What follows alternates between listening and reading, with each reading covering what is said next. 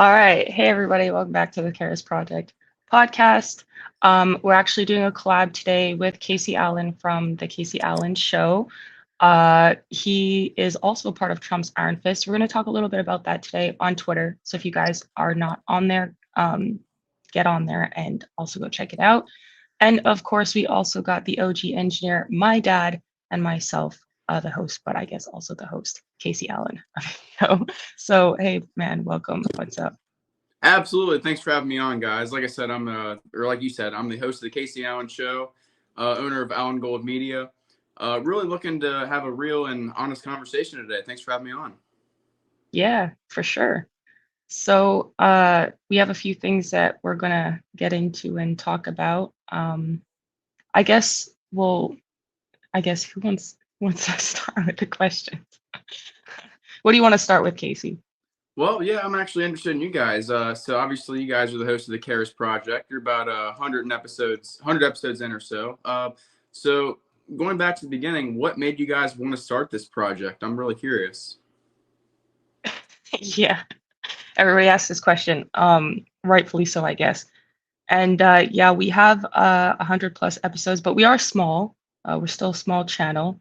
A lot of censorship going on the various platforms.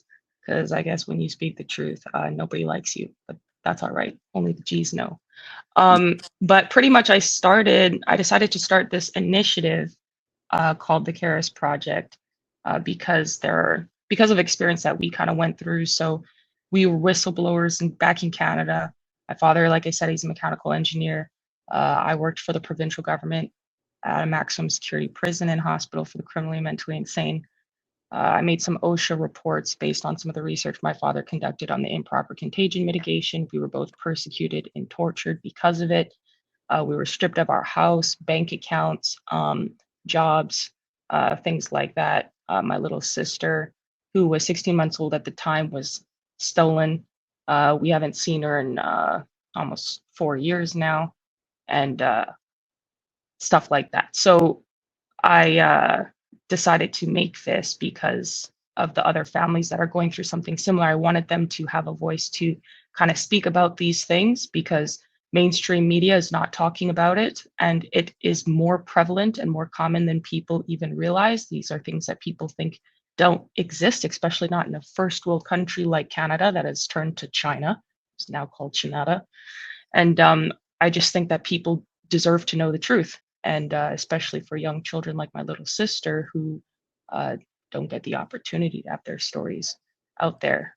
People need to be safe, and people need to know what's going on. Yeah, no, that's interesting. So are you saying, would you blame the Canadian government for everything that's going on, or would you say this is a globally systematic issue?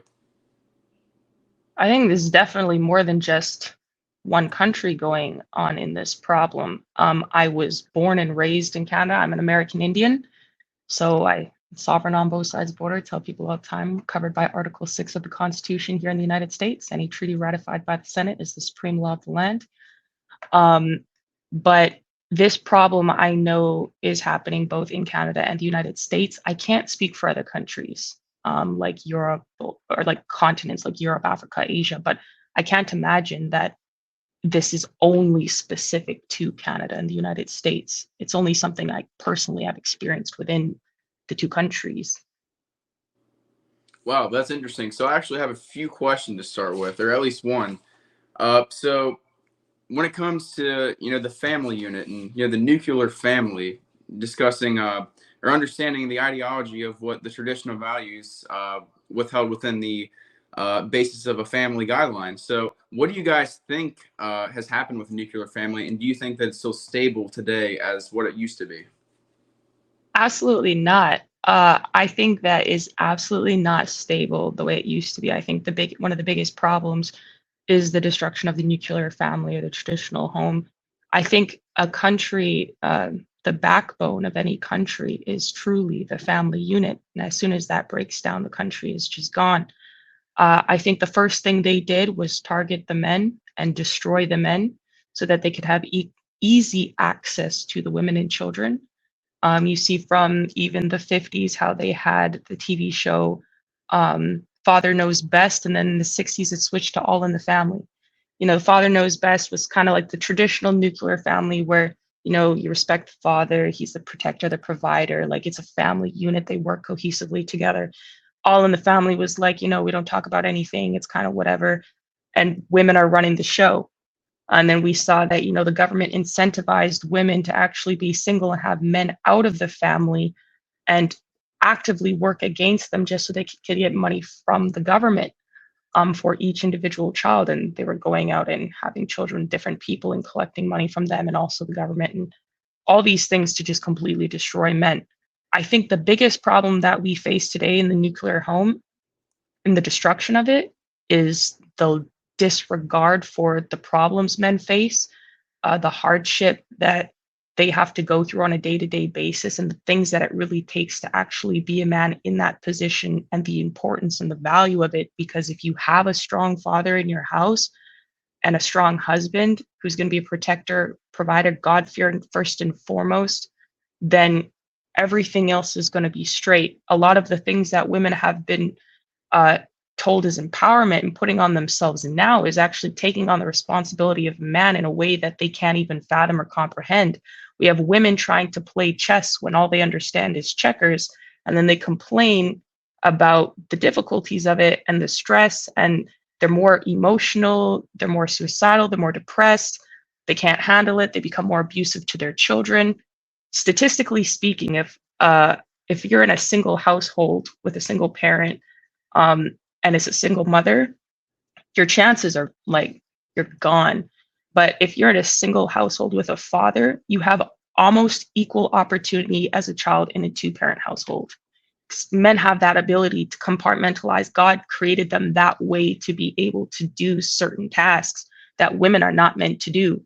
And so all it's really doing is forcing women to take on a responsibility and accountability that they can't even handle, and then making men weak and feminine, not want to do anything and just accept it. Now men are just standing by watching and expecting women to dig us out of this hole when they literally, they don't think of tactics for war. They don't even know where to start to get themselves out of it. And we're just swinging in an emotional whirlwind. It's disgusting. No, you're Long-winded, sorry. exactly right. There's so many issues when it comes to that. I mean, the fact that we pay single mothers to stay at home more than having a father in the house has literally contributed to a fatherless society in which we live in today. And the fact that divorce rates have literally, I'm not exactly sure, but I'm pretty sure the current divorce rate is about 55% in the United States. I mean, if that doesn't tell you that's a red flag or a serious issue, I don't know what else does. I mean, the fact that, like you said, the nuclear family, that, I mean, you had it perfect there. The fact that there is no, no father in the house setting the rules, like women playing chess like that, it's not necessarily natural. And, we've come to the point where it's like, what do you do? I mean, especially when you're the child of that very family, how do you expect them to have the full potential of what they're supposed to amount to when they're not getting the nurturing of what they actually should have? Exactly. A mother's role is really to nurture, and women being emotional, people think that this is a bad thing. It's not. Women are meant to be emotional. They're supposed to operate in that frame, but they still need a father to help them with logic and reasoning. So even if they're emotional, that they can still conduct themselves in a way that's profitable or beneficial to their success. A father is going to calculate your success in real time and show you how you can contribute to that yourself in your everyday life until another man comes around that he feels like is worthy enough for you, that can help you contribute that success in the way that he has or better.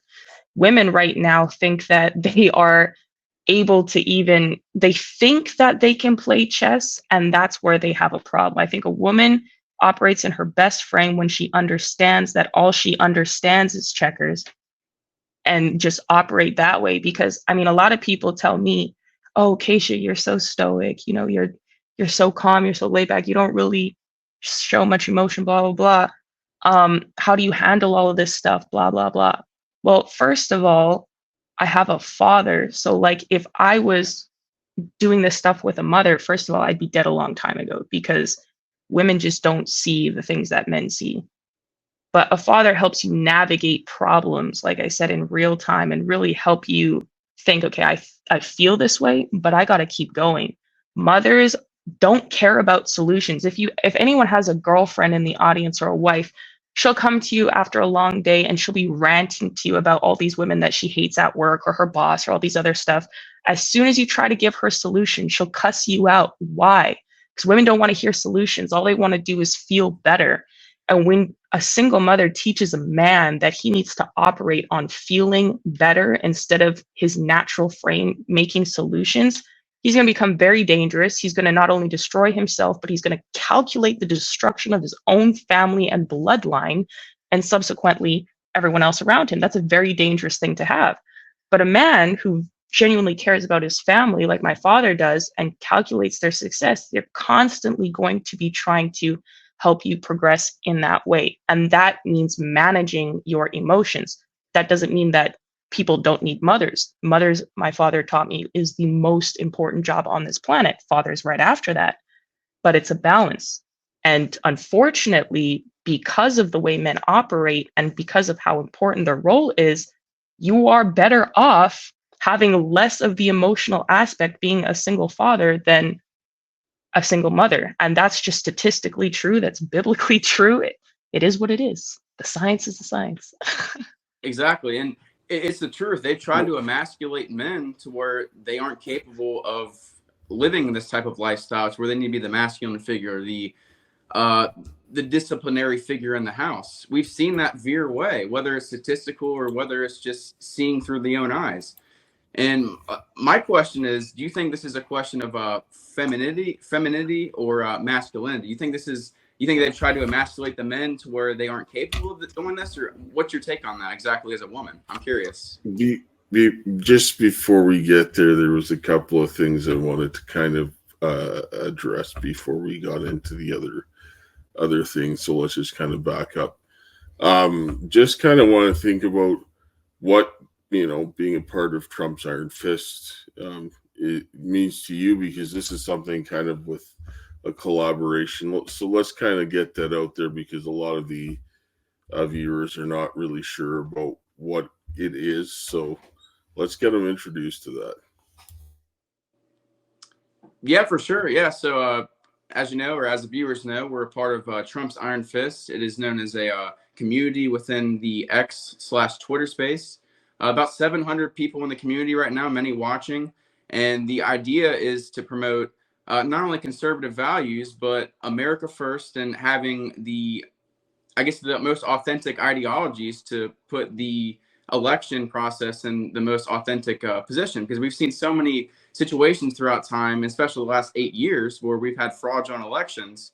And that's due to mainstream media, due to invalid sources. And now what we have within the Trump Tower and the landscape, we're able to discuss these issues, and not only discuss, we can promote and help each other to have a very good landscape and very good ideology for this next election. So that's just my take. I want to hear what you guys think about that. Yeah, go ahead, Kaysha. Yeah, I agree. I would say that in short, it's pretty much a communications apparatus where, we're pushing correct information about what's going on. Like I said earlier, there's been a lot of censorship going on the various platforms, and a lot of legitimate and literal intentional wrong information being put out. And so we're trying to create that platform and that group of people who are going to be willing to share that proper information so that things can go in a legitimate direction. I don't want to say that we're trying to force an outcome, because that's not the case. I think we're literally just trying to push truth to people, and that's what's important to me. That's why I decided to join.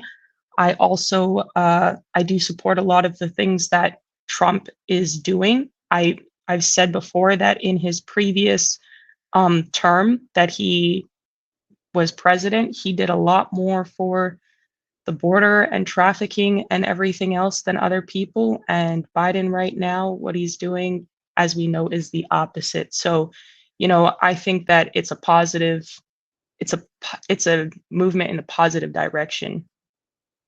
Absolutely. I mean, like I said, there are about 700 members within the community, plenty of people that post actively. I mean, literally, if you're a conservative figure and you're not afraid to speak these values, go ahead and go join the community now today. It's Trump's Iron Fist on Twitter.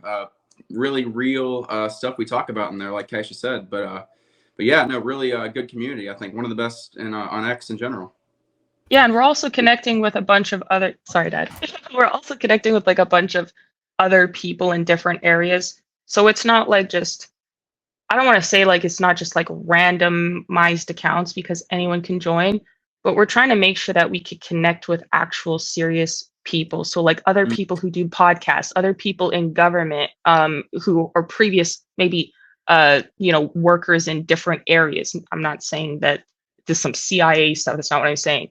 It's like if you used to work for DHS or something, you have experience that you can share, or like the Social Security office. This is just a random example. I don't know anyone in the group like that. I'm just saying that we try to connect to people in various areas who have certain expertise that can speak legitimately on some of the issues that we're facing. And so that's why I also think it's important, because we're doing things positively in real time to get positive outcomes, to get legitimate information out to people. It's not just a bunch of random people saying their opinions. So that's what I appreciate. It's slowly growing, but like you said, it's over 700 members already. So I think it would be a benefit to anybody to join, honestly. And if you have any certain expertise or, in anything that you can contribute to that flow of information, then by all means, please join. And absolutely. And we can thank Elon Musk there for allowing the power of citizen journalism. And it's definitely gone a long way here. And because of that, we're able to talk about things that were censored by the mainstream media, and we can freely speak without the retribution of a gatekeeper. So, again, thanks to Elon Musk and everybody out there who's willing to speak the truth. But, we're definitely making an effective process in regarding the election and, really portraying real information in the first place. Correct. So Yeah, Dad, go ahead. would it be safe to say that it's kind of like a network that maybe allows a level playing field for certain ideas, since there's a lot of censorship that goes slanted in very one direction in many different platforms? Absolutely. Yeah, I Right, agree. the next thing is this: what do you think? What's the vision for Trump's Iron Fist specifically for you? What does that look like for you? Yeah, I mean, I think it definitely correlates to a lot what we already described. Really building up an authentic conservative fan base, and not only fan base, I guess more of a network to be able to portray authenticity and network also. I mean, having your net worth is your network. I'm sure many of you heard that before. It all depends on who's in your group, who is on your team. When you have a powerful team of like-minded individuals, only then are you able to fully conquer the matrix and all these really independent sources that are basically affecting what we're doing today. So I think it's very powerful, whether we're talking about just the Trump's Iron Fist community or just individuality on the internet. I think it's extremely powerful. I agree. I just agree. I think you said it perfectly. Absolutely. I actually have a question for you guys. So when it comes to current issues right now, obviously, I mean, there's a lot going on with America in general. So to start with the southern border, do you think that is the number one issue, or do you think there's something else more important? I just want to hear what you guys think about that one. I mean, the Yeah.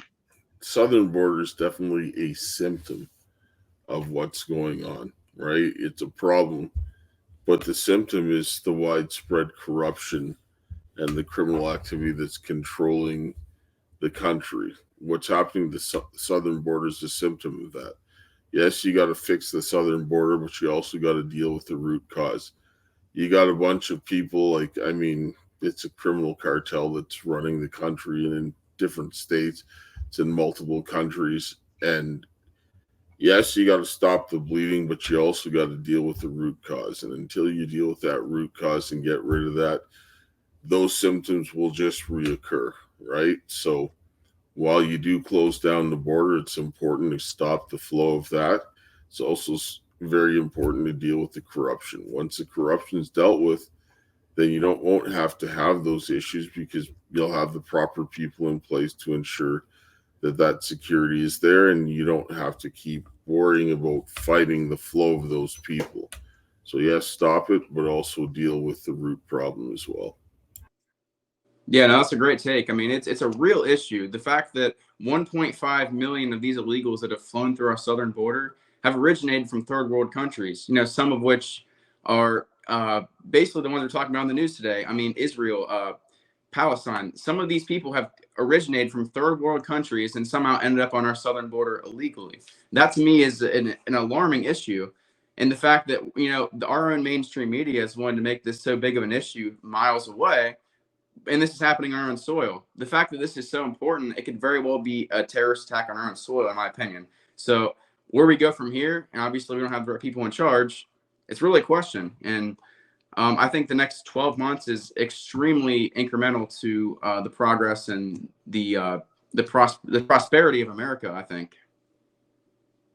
Yeah, what really pisses me off about the southern border, and this is just, I guess this is more an emotional approach, Mm-hmm. because I'm an American Indian, yeah. And when I crossed the border with evidence of, my dad's research, which outlined evidence of election interference, bioterrorism, treason, all the sorts, I'm detained and arrested, kidnapped by DHS, given to ICE, spent 7 months in a maximum security immigration and military detention center. But these illegals come across the border. You can now self-identify as male or female, and Alejandro Mayorkas says you have to be respected. So you can come and just declare anything and be not legitimately anything, and you can just get whatever you want. They're giving them visas, they're giving them IDs, they're giving them money before they even enter. Like, people are entering with credit cards that are just preloaded with money consistently. They're being given the rights of citizens off the back of their taxpayers' expense. People legitimately come to the country. Immigration used to be, they wanted exceptional people or good character, have good things to offer the country, to come in and to make the country better, to keep the country a great country, America. And now they're just flooding in criminals like crazy, literal criminals, like, that are on international terrorist lists, rapists, murderers, like drug traffickers, human traffickers, and they don't care. And it just doesn't make sense. And it makes sense because they want this to happen. They're making money off of it. But for the average American citizen, it's like, okay, why are you doing this? A lot of us are considering, okay, why the government, blah, blah. But I don't know if anyone remembers the Sound of Freedom movie. At the end, it said that America's the #1 distributor and buyer of sex trafficking. Yeah. Children, women and children. And that comes into question. A lot of the American citizens are benefiting from this because they are getting trafficking people. They're trafficking people. The Americans used to go out of country to purchase children and things like that.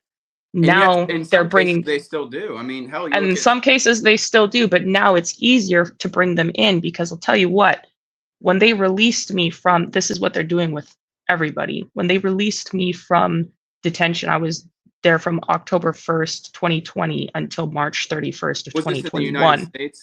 This was in the United States. Okay. From October 1st, 2020 to March 31st of 2021. Wow. The consulate, the Canadian consulate in California confirmed my Indigenous status to DHS and ICE and told them, release me. The hell, we're not taking a deportation from her. Release her.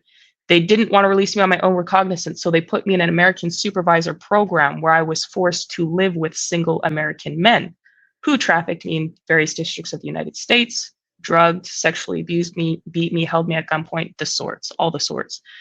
And I was on complete surveillance tracking system, couldn't leave the state or my house at certain times. I had to have approval wherever I went. I had to have approval to work and all these things. These are the exact same things they do to the children and the women or men, whatever, that come here. They place them in this program, which they're making money from. So first of all, they come across the border illegally. They put them in the detention center. They make money off of that, the time that they're there. So they keep them there as long as possible. Then when they release them, they parole them on this tracking system or supervisor program. They make money off of that. then they force them to live with American citizens and be at their mercy, do whatever they want. They make money off of that.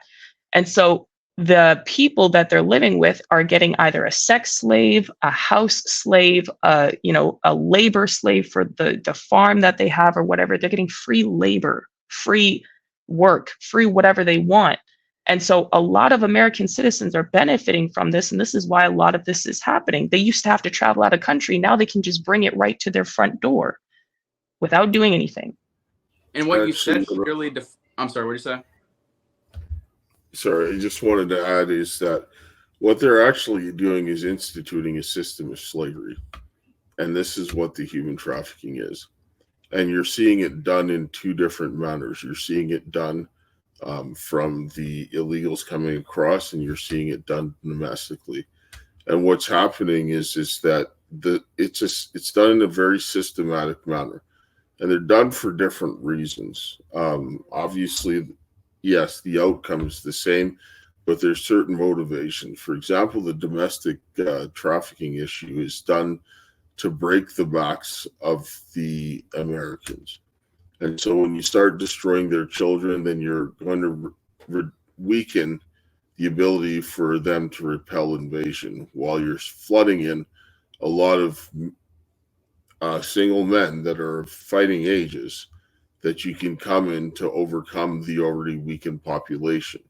So when you sit down and look at the systematic nature of the domestic trafficking, which is controlled by the states and individual states, but funded by HHS, the federal government, which is the same agency that's funding the trafficking coming across the border, you can see that this is absolutely treasonous by nature. It's done in a manner to help destroy the country and to help it to be weakened to be overthrown. This is where you're seeing the systematic nature of how they've been destroying the fires of the food processing plants,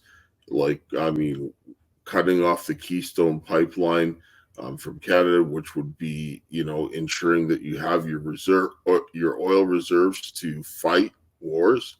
It's the weakening of the critical infrastructure, including the election integrity and so forth, which is allow a treasonous government to continue to go ahead and make changes. Like, for example, in South Carolina, I filed as part of the a petition that was motion for relief under the Crime Victim Rights Act in South Carolina, because they were suppressing this evidence of treason, which is the reason why Kaysha got arrested at the border for purely political reasons, so that a treasonous government could execute treason against the United States, or, before they became the government, to execute treason against the United States and install a treasonous government.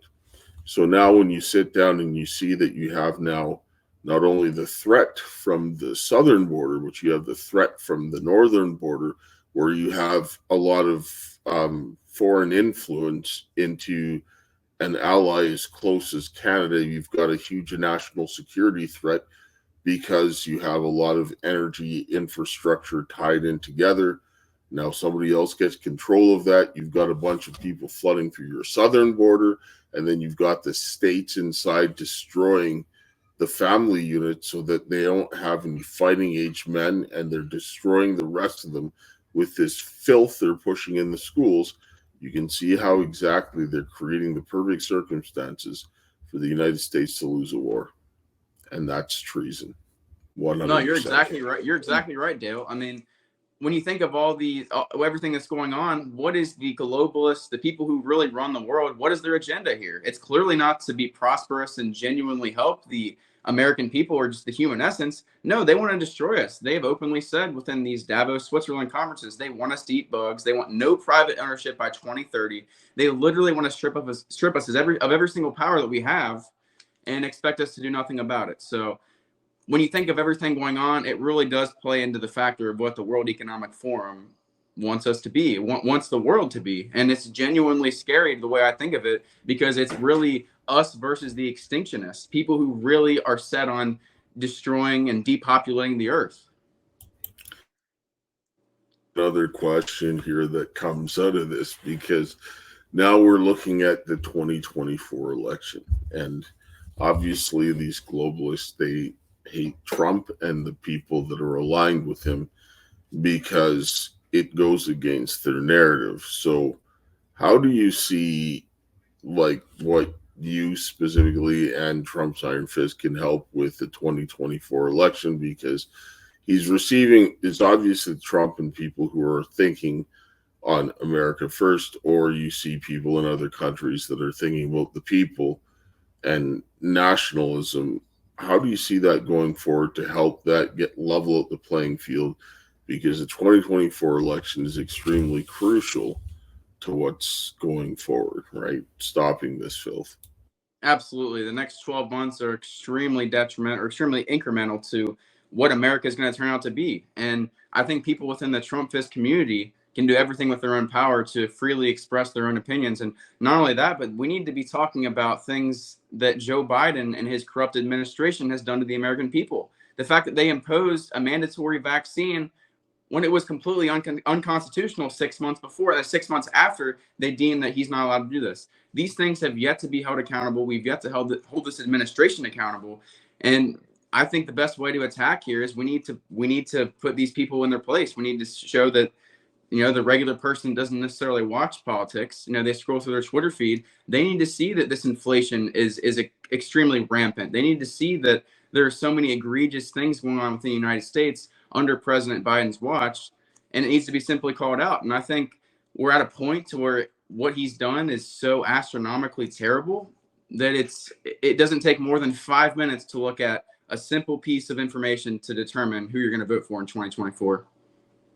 I mean, I think they said even California was majority polling for Trump. It's a state that is typically Democratic voting.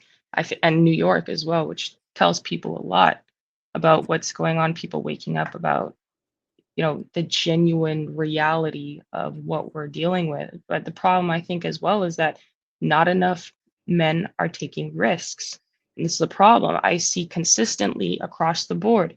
Women are the ones standing up and trying to fight for this stuff because they're single moms or, whatever. And women are becoming masculinized, men are becoming feminized, women are trying to stand up without solutions, but they're trying their best and not giving, exactly where they need to be because men need to stand behind them and in front of them more so. So, I mean, a lot of people are too scared, honestly, and people say it. Oh, thank you guys so much for what you're doing. It's so amazing. It's so important what you're doing. I could never do it. Well, that's exactly why we're in this mess, because you stood by and watched us suffer through this whole thing, be imprisoned and drugged and all sorts of other evils because you were scared that it would potentially happen to you, only for you to wait down the line for your family to go through the exact same thing. You were delaying the inevitable, and too many men are delaying the inevitable, hoping that a few other will sacrifice themselves and be the sacrificial lamb and that they won't have to do anything. However, that doesn't work that way. Men need to risk death for freedom. Freedom is not free. People think that you can have freedom without any consequence. That's not how it works. It has never worked like that. And I'm not advocating for war. I'm not advocating for bloodshed. What I'm saying is when you do the right thing, there's always a risk and there's always a consequence. And those who stand up for it, we see it. If you look at the fact that we have a literal previous president on constantly being attacked in court, they're trying to financially destroy him so that he won't be able to, this is literal. And I will say that, I don't even want to say this loosely, but this is how you traffic somebody. You cut them off of all of their finances and resources. You try to completely devastate them so that you can do absolutely whatever you want to them. They try to commit the fraud with the Mar-a-Lago, saying it was only worth a few $1 million. And then his son was like, well, hey, if it's worth that much, I'll take 10. Trying to defraud him out of his own property, strip him of all of his resources, and then continuously take him to court until he runs out of money. And then what? Put him in prison. Then what next? Kill him and his family. Cut him off completely. This is what they're doing to poor people.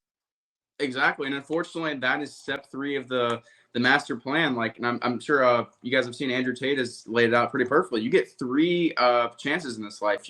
First time, they cancel you with social media. If that doesn't work, they put you in jail. If that doesn't work, then they're going to try to kill you. And that's unfortunately where President Trump and Tate himself are at, because they've tried, the media machine has done everything they possibly can to try to cancel these guys and silence them, but yet it's not working. Their narratives are so ineffective because these people are so massively influential by telling the truth. I mean, these mainstream media companies are probably shitting their pants right now because they're losing so miserably in real time. So there's no wonder they fear people like Donald Trump and people who are not bought and sold. Even Vivek Ramaswamy, I think he's extremely similar to that. He's not bought and sold. He comes up here and he tells the truth, and it makes a lot of people, not only in the Democratic section, but in the neocon Republican establishment, they're extremely triggered on the things he has to say. So it's come clear to me that it's two sides. It's not even Republican Democrat. It's truth and it's fabrication. I mean, that's what it comes down to, I think. Well, I think that when it comes down and you speak the truth, people don't like it. They don't like being exposed. And I mean, I understand that. Like, I mean, I got strapped to a table and drugged against my will while my daughter was in a separate facility getting tortured because I was like, hey, look, here's a distribution system for biological weapons that's designed to look like a random outbreak. This is bad. People will get killed. And they're like, well, no. Well, guess what? Then they unleashed a biological weapon and they used that to interfere with the United States elections. You know what that's called? It's called treason. And for any other country that was involved, that's called an act of war. You don't unleash biological weapons against another country, especially when your country has never declared war. So you're doing it against the will of the people and engaging in undeclared war against other countries. This is very bad. Most people don't understand the consequences of that. But when you do that, that gives the other country the right to defend itself. And like, this is very bad. And this is why people need to start dealing with their situation. And when you look especially at the NATO countries and a country like Canada, especially, that probably has more treaties with the United States than any other country on planet Earth, you commit a lot of crimes in doing so. And it's gone both ways because both of our governments are in bed with each other, except we just don't have the manpower to fight the United States. Right? Like, and nobody, I'm sure the average American, do you want to fight Canada and kill the Canadians? They're like, no. But for the criminals that are there, like Trudeau, who's in bed with Biden, they're like, well, we don't have a problem getting rid of them because they're doing the same thing. And then you ask the average Canadian, you want war with the United States and kill the American people? They're going to be like, no, what do they do to us? Like, no, but do you want to get rid of the criminals? Yes, so we have a common enemy. So when you look at it, yes, there are some things that you need to deal with domestically, but there's also that there's an international aspect, and we have to look at these things because now we're dealing with a global enemy. So we have to start looking at these problems globally and see how we can learn from each other because they operate a little bit differently in every area so that we can deal with the problems that we have domestically because they're sharing intelligence across borders to destroy us. And we need to learn how to cut off where they're doing their filth and bringing it into our countries so that we can defend ourselves. And that's really important because none of us need this, right? None of us, because what they're doing is absolutely unconscionable and they should never be tolerated. And they should be prosecuted to the fullest extent of the law, which they will be. And I mean, at the end of the day, any person that wants to follow the law, then people need to hear that person because you're getting too many people who are getting platforms that are lying, that are there to kill people, that are there to rob people. And I don't see a constitution that says, unless you live in China, it's a dictatorship or some other totalitarian place that says, well, you know what? We can kill people, we can rob you, and that's okay. No, sorry. Yeah, and unfortunately, China is trying to control America. We already know they own a vast majority of farmland. They own, obviously, TikTok. So when it comes down to information, China has a lot of secret, high classified intelligence information that we have ourselves. So like, it's almost like like I said, we're in bed with China. And not only that, we're literally leaking information to Israel. I mean, I think it was just last week. What was it? Joe Biden decided he was going to have some sort of private invasion or some sort of, I guess, plan to help fund Israel. And then Netanyahu, the prime minister of Israel, literally leaks it that week and exposes it to the public. So there's a lot going on there that we don't really understand to the full extent. The public doesn't fully know. So it definitely destroys their credibility, whether we're talking about the United States government, on a systemic level. It really it makes you question everything. Like, where do you go for the valid source of credibility at this point? Well, like you mentioned, the conflict in Palestine, and it's terrible. Like, I mean, war is bad, period. But you know that there's a lot of dirty players that are involved in starting a lot of wars that should have never been started. And that's where and then the people who have no idea what's going on, these are the ones that are getting killed.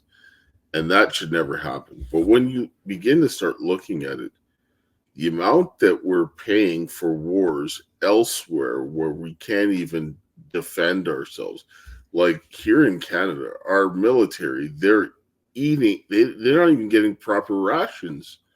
They can't even afford that, but they're sinking money into the Ukraine where they're just straight stealing the money, right? And you're looking at all of these other things, and the same thing in the United States. They're destroying the military here, but they're funding other wars. And yes, some of these things are bad and they should be stopped, but you need to start taking care of your own backyard, right? Because if you can't defend yourself, how do you help someone else?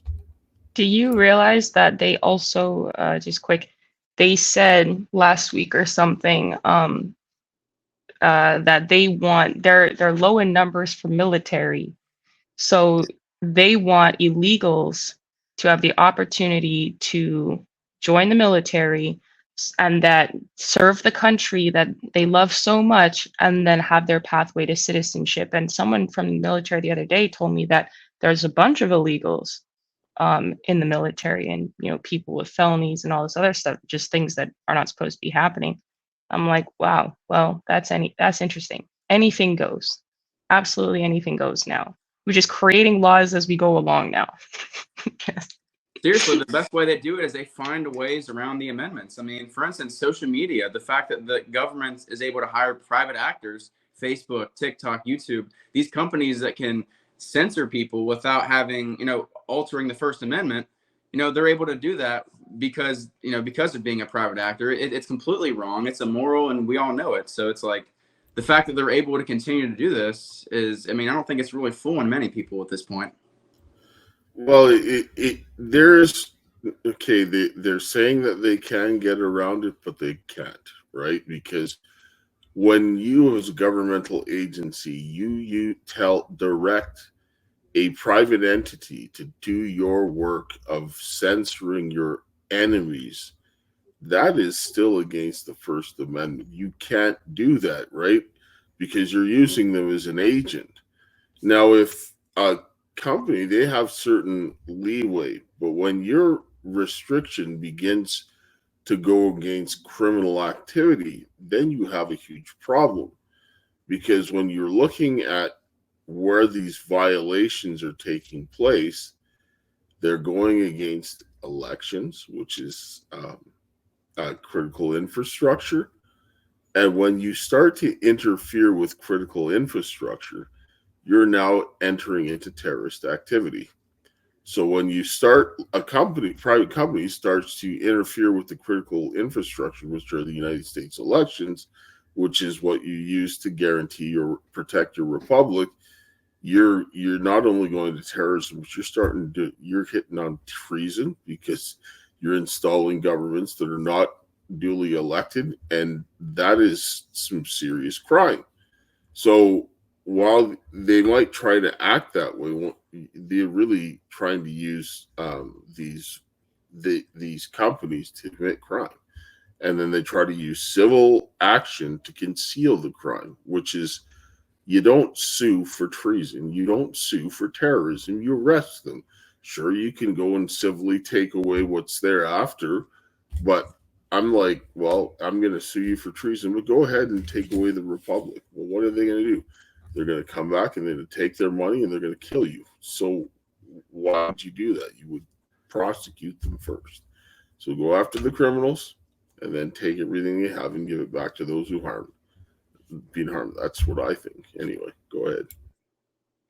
Yeah, no, that's it's pretty comparable to what's going on with Alex Jones right now. I'm sure many people watching are familiar with the main headlines of Alex Jones being reinstated back on X after 6 years.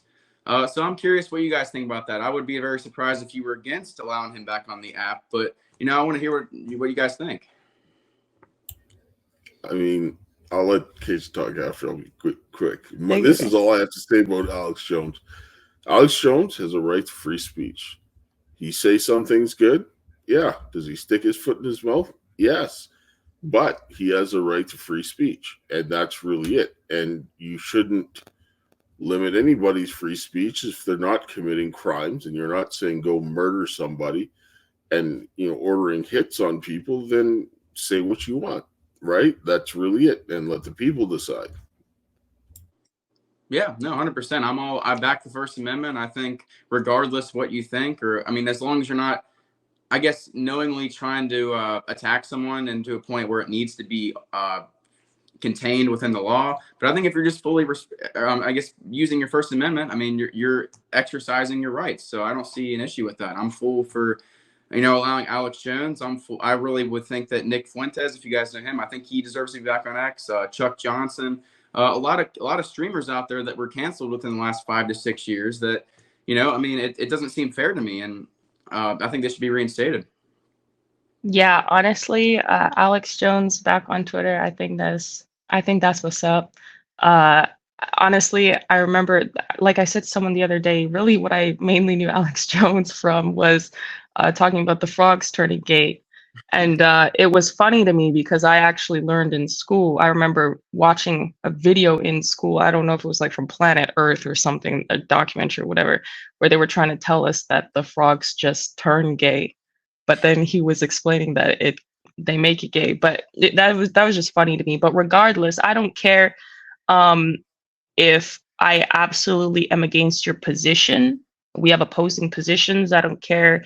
I don't even care if you're you could be a blatantly racist person. You have the right to say whatever you want to say, as long as you're not committing a crime, as long as you're not conspiring to kill people or overthrow the government or traffic people. Like a lot of people are using, like Elon said, Twitter is a crime scene.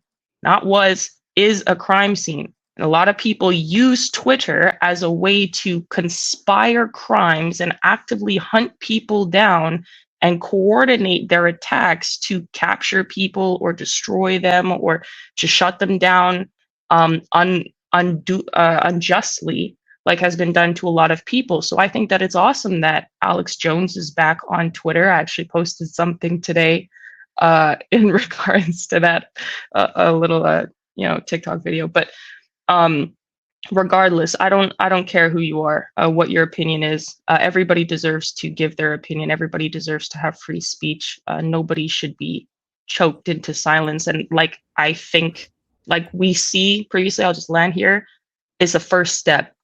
Shutting people's voice off in their social media, censoring them, is the first step to taking them out completely. People have to really look at this and analyze it, because people like Alex Jones, he's always had a platform. People know him way back for talking about 9/11 before it even happened. So people have always known him. He would have had a way to get out his information if he wanted to. The average person, if you let this happen to people like Alex Jones or Nick Fuentes, whoever else you were mentioning, who's gonna know when you go missing? Nobody. Exactly. And it's not funny, but that's the reality. You proved the point there, because think about it, right? When I first saw that they reinstated Alex Jones, he had about 700,000 followers. Well, this was about not even 48 hours ago, and he's at 1.6 million. That just showed, like you said, you cancel these people. A lot of people aren't even gonna know. So and it proves right there, this dude doubled his followers within 48 hours because he was canceled. One thing people don't realize with free speech, yes, you have the right to say what you want, but you also have the right to deal with the consequences of saying those things. So if you say something stupid, the people are going to let you know, right? If people don't agree with you, they'll be like, nobody, and so you get the flock. So you let those things fly, and the people usually sort those things out, right? Because you say something dumb and you're going to get it. And that's really it. And people will prove you wrong and so forth. So there needs to be that ability to allow those natural consequences and allow people to get that, because what you ended up getting and this is what you see in the schools where you started to get this whole delusional behavior that is being manifested, is that they allow people to live without getting consequences of their actions, and they shield them from the consequences of their actions. And then you see a lot of the younger generation that, I mean, were not taught that if your parents didn't teach you consequences and you got indoctrinated by the schools, this is why you see these people going mad, right? And I'm sure you guys can speak to that even more, because you saw it firsthand of the madness that's going on. So I think that needs to be straightened out as well. Absolutely. No, I mean, both of us, we talked about, we're both Gen Z, me and Kaisha. So we're a step below the millennials. We're like I would say we're a very unique generation, because we didn't necessarily grow up in technology, right? We experienced a few years from, like, if you were, like, I was born in 2000. So from age 0 to 6, there was no iPhone. There wasn't really a technological way to reach out to people in the way that there was. So you were very, you're in the car, you're staring at street signs, you're really observing everything that's going on. It's like nowadays, every single kid born in Gen X or beyond, they're going to be indoctrinated to having a cell phone, to playing these games. It is like a way of life to them that they don't even have a chance to comprehend. It's just indoctrinated into their daily life. I unfortunately see it all the time. I was at a basketball game yesterday. I was in middle school for my cousin, and yet I saw probably every single kid there, 4 and below, on their phones. I mean, at the fact that I didn't even have that ability at my age, it really shows that Gen Z, I think, is not only the most incremental important generation, I think we have the largest view of perspective when it comes to the world, because not only we've been in the pre-industrial age of technology, well, we've seen post, and we're also adjusting to what's going on today in the very early stages of what I think is, what we're doing today is going to be a $1 trillion industry. Yeah, I think, like, you want to go then? Yeah, I agree. I'm 97, so not that much older, but I agree. I remember in school where we still had the computers with, like, the backs on them, and you're playing, like, that frog game or whatever. And I didn't have a phone until I was, like, a teenager. And I see kids today. I was a substitute teacher for a while here in the US, and I see kids that are like 2, 3 years old functioning iPads. And I'm just like, how do you know how do you work this technology, but you don't even know what your name is? And a lot of kids know how to work the technology, but they literally don't know how. They're illiterate. They can't read, they can't write. They're in high school even.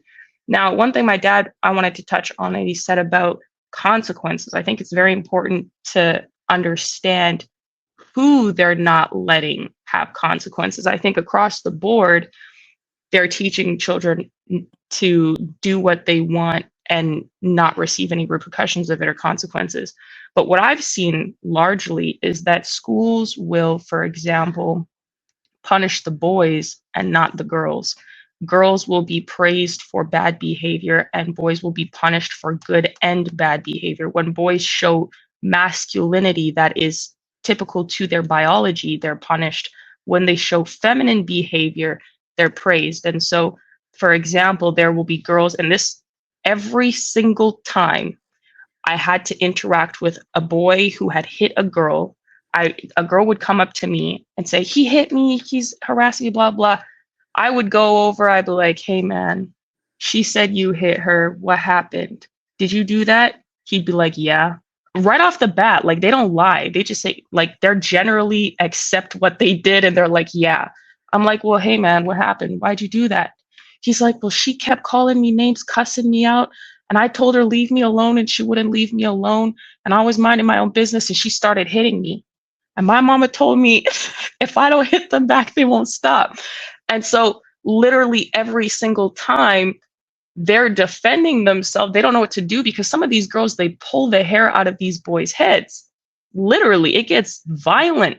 but the girls don't get punished for what they've done. And when the boys retaliate, they're punished. And so these boys, I can see the turmoil consistently, the pent up anger that they're building. This one little boy wrote on a paper, "Am I corrupted? To what's wrong with me?" to another girl, because he's like, "Why are you treating me this way?"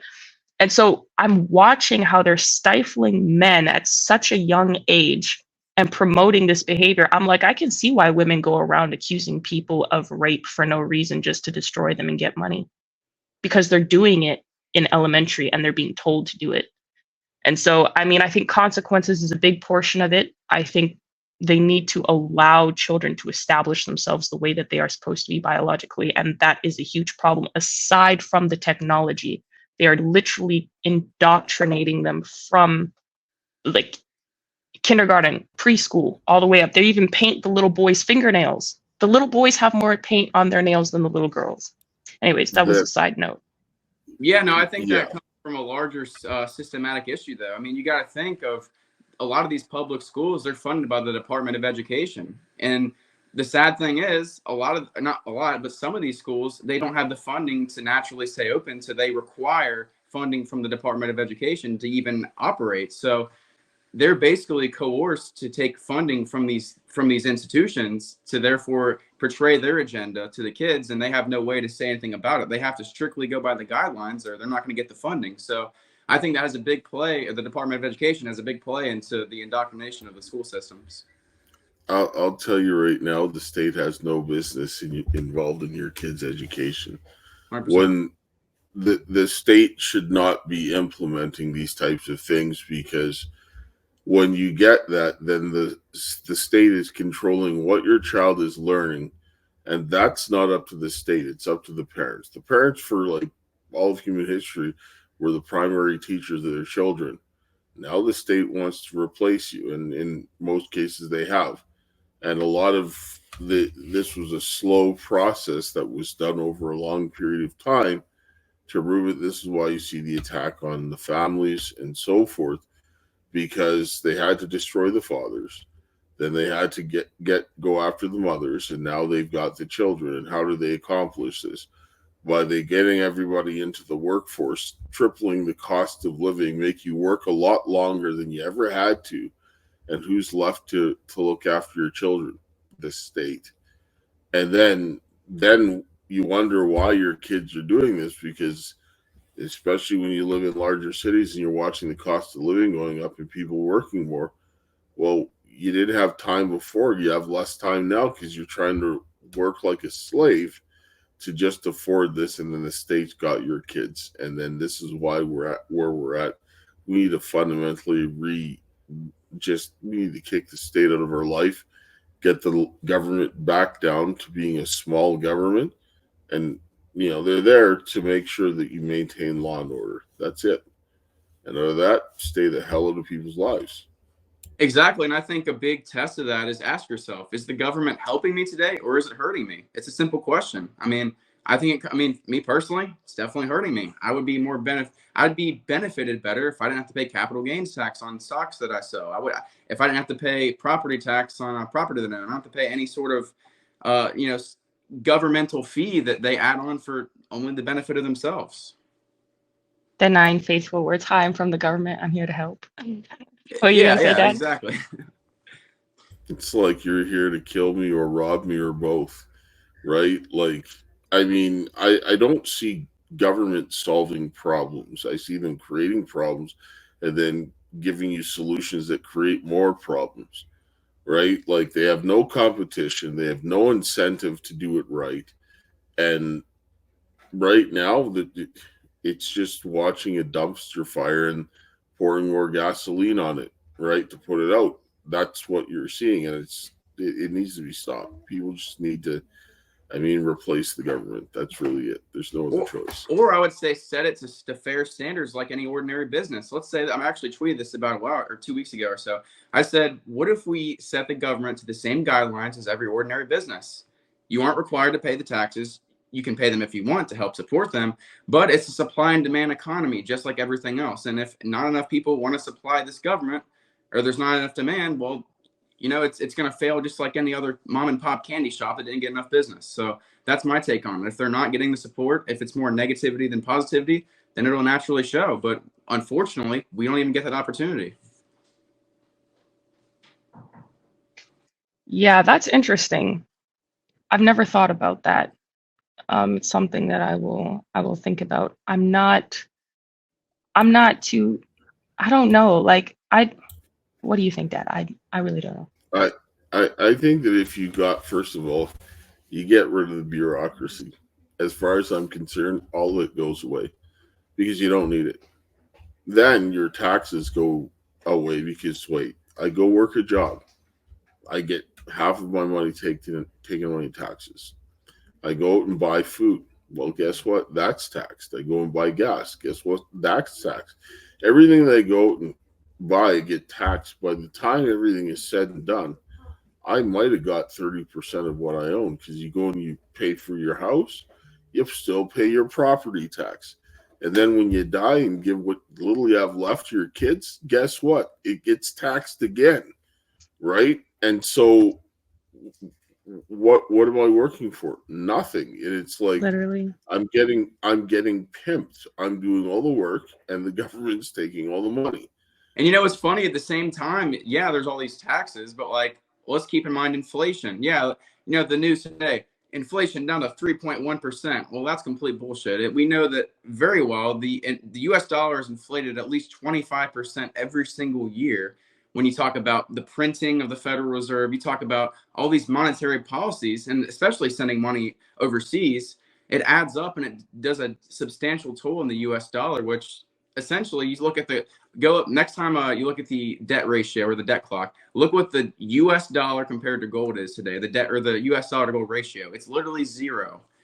Yeah, Basically, money is not even real. Like cash is not even real. It's just like pretty much Germany. They just print paper and we're just using it. It's useless.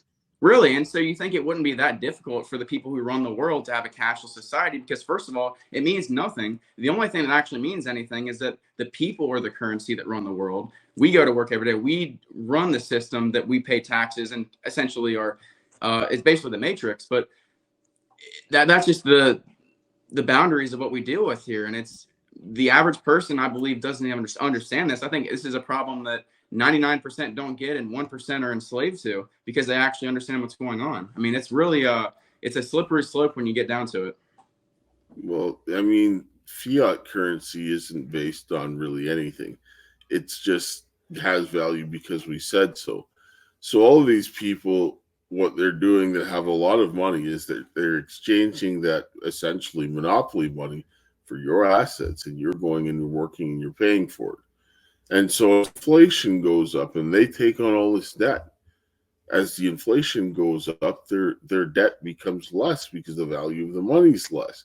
And the values of the assets that they've already bought are rising and becomes worth more. But guess what? Your rates of payment don't rise as quickly as the inflation. So you become poorer and have to work harder to pay off, especially a lot of their corporate welfare, where they're getting all of this money, all of these breaks and so forth, stealing your money.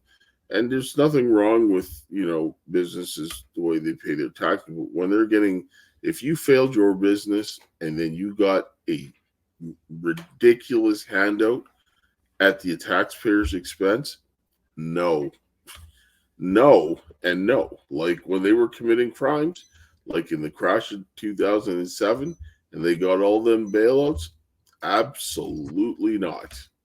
No. No, I mean it's all a psyop. I mean, you think about who owns 88% of the S&P 500. Well, three companies: BlackRock, State Street, and you have the likes of Vanguard. So you have three companies that own essentially every single company in the entire United States, parts of the world, and they decide everything. So it's like when you really understand who is in control of the world and who runs everything, I mean, it's out there. It's very evident and it's very true. I mean, it's a one world plan that they're trying to indoctrinate us to. They think that they can make us, we're sheep and we're not going to understand because we just give in to their slave mind propaganda. But really, we're the human essence that has the power to change things. I think when they talk about, we yield to the government. I really think it's the opposite way around. I think they yield to us because we have the power to really say what happens. And some people are just too afraid to speak up.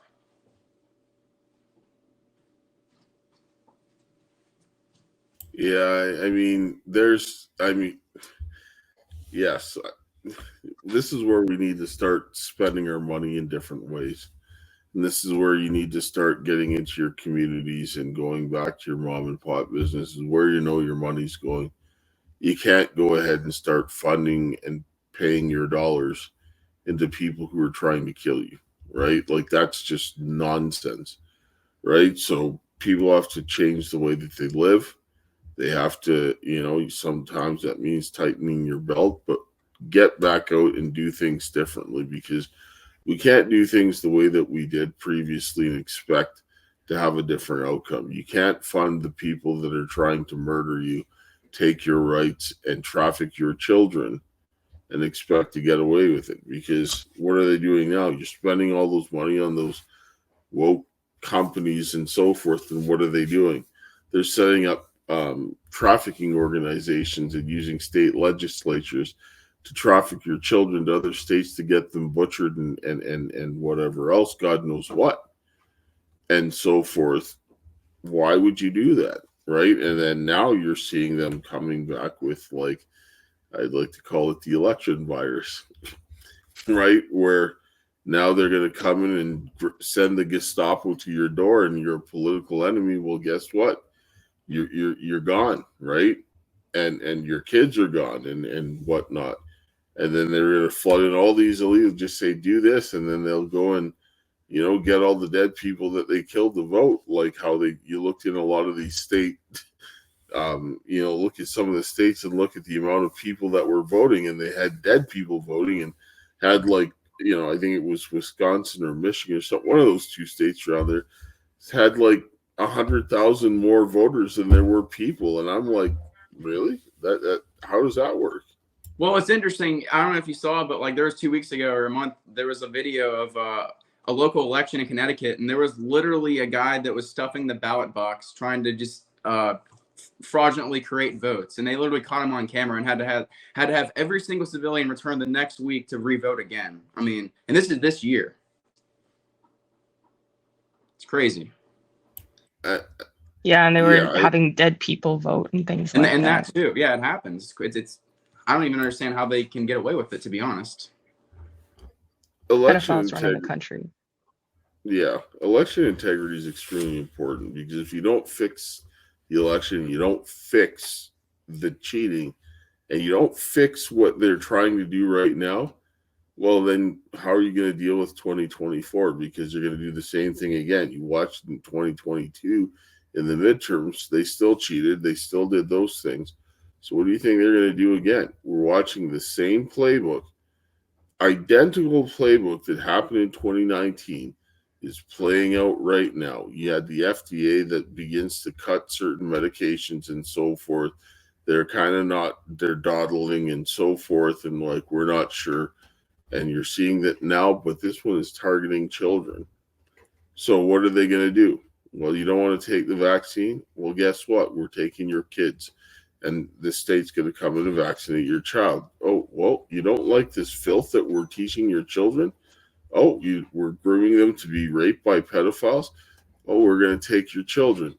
And after everybody's been broke and worn out from the last 3 years, well, you're not going to have anything to fight. And this is how you'll own nothing and be happy, according to the WEF. Yep, 2030, that's their plan. I mean, it's really sad to say, but they've straight up said it in their meetings in Davos. They've made it clear what they want. And what do you do as a regular person who genuinely cares about human civilization? I mean, you have to fight. You have to put up a resistance against that movement. There's nothing else that you can possibly do. And I will say there's one thing that is different about the previous election compared to now. In the 2020 election, yeah, we had these social media apps. Yeah, there were plenty of conservative figures, and obviously it was a stolen election. But the difference here is we have X now. We had Twitter back in the day. We had Jack Dorsey era people getting banned. Every conservative figure not having the full capacity of free speech. But when you think about times like now, well, we've got more free speech than ever available. We've got hundreds and millions of people that are on X I would consider it completely different than Twitter, but it is a new platform where everyone can speak the truth. And I think that's going to go a long way in this 2024 election. I think it clearly defines it. Not only did the media steal the 2020 election, obviously there were fraudulent votes that, again, I can't speak to myself because I wasn't there, but I think a normal person can understand when you were following the election that it seems a bit odd that someone like Joe Biden would receive 81 million votes, the most all time, when he basically ran out of his basement the entire time. So when you think about everything that comes into tact, there is so much corruption that's steaming, you can literally see right through it. So it's hard to even begin where to start, because a lot of this stuff goes back to, the gold standard, to indoctrination in the classroom in the early 2000s, technology. There's a lot of things here that have skyrocketed and snowballed into what we are in today, basically. I don't think it's necessarily one thing, but it's several different categories of corruption that have brewed into a very egregious society today, I think. I think we're in this because of people. Go ahead. I think we're in this largely because of people's own prejudice and weaknesses. Because in the 2020 election, a lot of people saw, that Biden was doing this or that or tar or the other. But when it came down to Trump, they're like, oh, I don't like him because of this or that, so I just won't vote for him because he said this one thing this one time, but he had all these other policies that were going to benefit the country and benefit each family individually. A lot of people see things happening to people like Trump or Andrew Tate, like you mentioned earlier, or even my father and I, or, other people like Alex Jones on Twitter. And they're like, he said this one thing, so I don't care. I don't like that he did or that he said, so I don't care. The problem with a lot of people today is that, first of all, they don't understand that the enemy of my enemy is my friend. And second of all, they don't understand that if you give somebody the opportunity to commit crimes or rob somebody of liberty simply because you don't like them, like the Spanish Inquisition, that it will quickly come to you. And then by the time it does come to you, the people that will be left are such cowardice pussies like you that nobody is going to do anything to help you. And so a lot of people can't get out of their own emotions and put things aside to just think about, okay, this is problem A and this is problem B. I might not like you, but that's like problem Z. We need to deal with problem A first and foremost, get that out of the way, and then we can solve our issues later, religious or political or whatever the case may be, racial, I don't care. You shouldn't say to yourself, I hate Black people or I hate natives, go ahead and suffer. That's literally why a lot of Americans are in this right now, actually. A lot of Americans allowed Black people and Native people to be trafficked to the point where now the Department of Homeland Security is trafficking Indians across the southern border quite frequently. This is a known fact. And even across the northern border. But they've allowed it to happen so flagrantly and so openly because they thought, okay, well, they're degenerate. That's their problem. They have broken families. They have broken homes. They do drugs and all this other stuff. Now that it's coming to the general population of white people, everybody is like, well, what the hell is going on? Why is this happening to me? Well, you retard, I'm sorry. You allowed it to happen to every single other person. And now you're confused that the government just decided to turn on you too? The people that predominantly contribute the most to a lot of the finances and other stuff in the country and predominantly make up the majority of the country, you think it wasn't going to come to you? It's like and I'll land here, but it's like in Canada, where, when they were establishing themselves, I tell people all the time, you really trusted the government that came to Canada, and the French worked together with the English to kill the natives. And then the English betrayed the French, and the country was supposed to be predominantly French and English, but then they pushed them all to Quebec and betrayed them, and now it's all English, and now everybody hates Quebec. Now people in Alberta are saying they want to separate from Canada because they're like, the government doesn't care about us. They never cared about you. You were an asset until you weren't useful anymore. And that's what people need to understand. They're trying to pit us all against each other for these small differences, not realizing we're literally all in the same boat. It's like you have the slave beating the other slaves, thinking that they're better and that they're on the same level as the slave master, but really they're just an Uncle Tom. Stop being an Uncle Tom. Get out of your damn feelings and do something about it, even if you hate the next person, because it's going to be you and your child next, because pedophiles do not discriminate, and neither does the devil. That's it. Exactly. Well, think about this though, right? Like, what if Republicans and Democrats both had the same idea in mind that, okay, it's us against the globalists. What if we just team up and let's just take these guys on? It's literally us against humanity. I mean, come on, like let's actually fight a battle that's worth fighting. All of us together, it will be way too much for the deep state, for these globalist, corrupt organizations to control. They just are so confident that their godlike figures have the ability to manipulate the people because they're so, I mean, they have this arrogance and this level of confidence unlike anything else that they think they can, no matter what, their policies are so good to brainwash people. But little do they know, we're in the middle of a revolution here. I think this will go, the 2020s will go down in the history books as something that was the beginning of a digital and technological revolution to be able to fight these tyrannical forces that we now face today. Well, I'll go and say this. Like, I mean, a lot of this, this segregation was very much intentional, and it was a product of indoctrination. Because if you look at historically speaking, you didn't fight very much with countries far away from you. You fought more with the guy that looked like you, that lived next door, because you were fighting over your border or something, right? That pissed in your cornflakes. Or you get a guy that was just like, well, I'm just going to go and conquer the world. Or you get like Alexander, you came in and came and provoked us when we were minding our own business. So we're going to take everything you have and stomp your face into the ground. Right. And that's usually how things work. But usually it was like that. And you'd hear, look at the Greeks, they would talk well about the other people, but they hated the guy that were continually fighting with them. So that's generally how skirmishes work. But over here, they created something very different, because once they did that, then they were able to keep people apart so that they could start testing out different things on different groups while the other people were completely oblivious. And then when it started to cross the line, people were like, oh, wait a second, we're getting screwed badly. And so now you have to understand how liberty works. If you take liberty from one person, you've taken it from all. And this is something that we fundamentally have to understand. And kind of going back to your point there, we're at the point where this is like George Washington and the founding fathers about to cross the Delaware. Everybody is tired, broken, and everything else like that. But this is where people need to find the courage to go forward and to do this. Because when you looked at what, you go back and look at the Revolutionary War, they were getting their hind parts kicked. They were fighting a superior force and everything else like that. They had to use asymmetrical warfare. But at the end of the day, when they thought they were down and out, they went ahead and they crossed. And the thing that I'll tell you right now, they were mostly young men. You had a couple of older guys, and you had an old guy like George Washington leading them. But the rest of them were very young men, right? Because those are the guys that will go out and do things. A lot of the older guys are like, oh, no, I got this and I got that. Well, it's like, yeah, you got old and became a coward. Get the younger guys engaged. And this is why it's extremely important that the younger people get engaged, because you guys have been silent for too long, and it's time for you guys to start stepping up and being heard. And that really needs to be done. And the older guys that have some experience need to start working with the younger people, and you guys work together kind of just like you did way back when, and you'll get the same outcome as you did in 1776.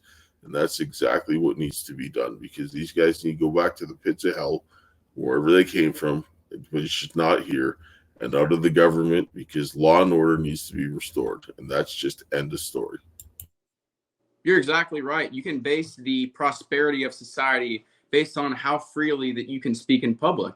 I mean, if you really think that, there's something you're not able to speak in public because you're afraid of censorship and retribution, then that really tells you all you need to know about society as a whole. And that's where we're at right now. I can say that a member of my generation, there are not very many people that are willingly able to speak out about anything, whether it's self-enslavement or you're afraid of the populist movement.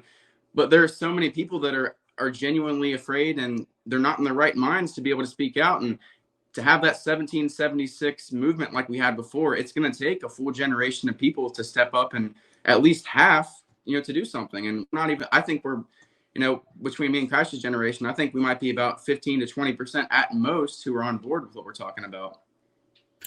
You see, all you needed was the 3%. Most of the people didn't do anything. A lot of Okay. the people were loyalists, but a lot of people were just indifferent. You needed the 3%. There's So enough. just They just 3% all it'll take, in your opinion? That's all you need. And I'll tell you right now, once people see this, there's that thing that courage is contagious. It's infectious. And especially with men, when they see that happening, they'll find their testicles, because then they'll be like, oh wow, I can't do that. And then they'll look at their kids, and kids will be like looking at them funny and everything else like that, and they'll smarten up, right? So all it takes is the people that are already there to start doing something, but it's just working together. It's really what needs to be done. Others will come. There's sometimes with this level of indoctrination, I'm sure you've met people, there's no matter what you say, no matter how much logic you show them, they'll just find some nonsense to just believe, and they're just, words won't have any effect. So what will have effect? When they see something, and a lot of it is when people stand up, they're going to see the tyranny because of the government, because of the way they've responded. It becomes very visible, and people be like, I didn't sign up for that. And that's exactly what you want people to see, right? Exactly. And it might take to the very last bit of stealing your freedom to understand that. I think some people literally need to be out in the streets eating bugs to fully understand the reality of the situation going on. I mean, I think that's a lot of people. And, it's going to happen to some. I mean, especially when the people who run the world say it will, it's literally, okay, well, we have to choose to fight, or we're going to let it happen. So, we're at a very incremental time in history, and how this is going to play out, I wish I could tell you guys, but I'm only hoping that enough people can come together and fight as I guess a battle against humanity, or with humanity, and stop these globalists.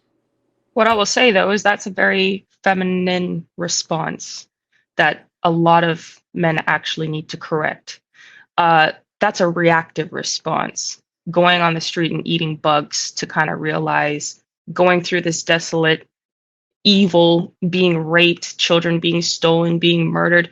That is a reactionary response. That is a very feminine way of thinking. And if men were doing what they were supposed to, and by the time all of this is said and done, I really hope that men really switch their brains back to chess and realize, okay, we need to be thinking 10, 20 steps ahead in 5D chess, because if a man allows his family or his country to get to the point where people are being mercilessly raped or killed, or bank accounts shut down, just being desolate and just destroyed, and waiting for that to respond, it's over. Anyone can come in and just do whatever they want to you and your family. You're not doing your job. And when men start doing their job, this is going to get fixed. Because, like I said, women go out and try to make solutions. We see that video that someone sent earlier today, the women screaming naked in the streets, these feminist women just going in the street as a group screaming naked. Predators, pedophiles. If I saw any of those women, I'd punch them in the face. Disgusting. But that's the kind of nonsense that women do when they look for solutions. You cannot wait for the actual problem to present itself. You're supposed to cut it off in real time and then counter it, or already be prepared for the counter by the time they strike. And I shouldn't be thinking this way. I think this way because my father thinks that way, and he tells me, I watch him do it in real time. But men need to start going back to tactics and strategy. I'm sick and tired of seeing the reaction, but I hope that this is the thing that wakes people up and snaps them back into reality, out of the simulation and the matrix, whatever, where they're like, that's enough. Never again, literally never again. So we never have to have another 1776 moment, until, obviously, end times if you're a Christian and you understand that, but you get the point. I mean, they make it acceptable today in society that you need to sell yourself to these institutions, these systems, because it's for your best benefit. I mean, they don't allow you to have the individuality and sovereign ideas because, I mean, one, the economy is too egregious for you to independently go out and be self-sustainable. But we just live in a very divided and controlling world that, I mean, you have to go to the full lengths to be able to buy your freedom. I mean, it's tough. I think kind of touching on what Kaysha said, if you look at this whole globalist agenda, they want to make men and women the same. And that's wrong. We need men to be men and women to be women. They're equal, but they're different. And for good reason. Humanity would never survive without women being women and men being men. We just have to have the two sides doing what they do best and working together, because they're stronger together than they are separated. But what you're finding is that they're telling women that they need to be like men, and then men are becoming more feminized, and then you make them compete together against men, which puts women in this situation where they can't compete against a man about being a man, just like a man can't compete against a woman for being a woman. Because even when the men try to pretend to be women, they're still being men, and you can see it very clearly. And then the women are just trying to gravitate in doing that, and this is nonsense. Like, this is how you just destroy yourself. Like, stop it. Like, this is why I guess a lot of people will have to be put into that situation where they begin to realize, the men that are seeing things, good on you. Now let's start strategizing so that our whole country doesn't go down in flames, because we need to stop this. And we see the enemy, the other guys, they'll figure it out when it comes to their doorstep, but we need to preemptively go after these people, and we have the law on our side. And so we use that law to make sure that we bring justice to the people who've been harmed and protect the younger children that are going to suffer the most from that. Because if you don't protect the children, there's no generation left. We're done, right? Like, we need to make sure that we protect those children to keep going forward. And that's the most important.